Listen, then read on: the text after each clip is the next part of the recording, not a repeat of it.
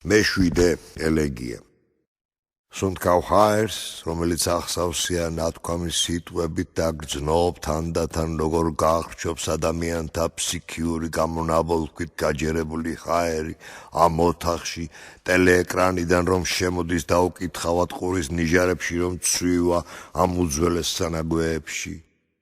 სუნთქავ ჰაერს, რომელიც ახსავსია გაფიქრებული სიტყვებით და ისინი ასაზრდოებენ მირაჟს არა მხოლოდ წარმოსახვაში, არამედ ყოფაშიც, სადაც უშვებენ ოცნებების აეროსტატებს და ჩვენს სიცოცხლესთან ატანენ ცაში კი არა ჰაერში, სადაც თავისუფლება ნორმალურად არსებობს, ცხვირის ნესტოებიდან ფილტვებამდე და სახმოს სიმების ხევებისას.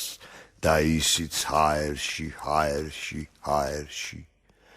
ისინი შენში ღამით ჩასახულ მოტივს ამოფხეკენ და ბათქაშივით ჩამოიშლება ხსოვნის ცოცხალი ფრაგმენტები, რომლის დანახვაც შეიძლება და ვერ ამოშლი თვალიც, რომ მოხუჭო მთავარია საკუთარ თავში აღარ ჩაძვრე, არ ჩაიმალო, ასე ხომ გული გაილევა ცრუმოლოდინში.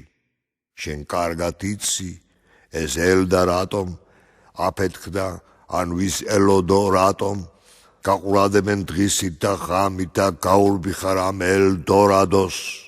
სუნთქვა შეკრული მიხვდები გვიან, რომ შენ კი არა აქ ჰაერი არ ყოფნის ჰაერს და ჩვენ ერთმანეთს ვეძებთ ჰაერში, უჰაერობით ცნეულ ჰაერში.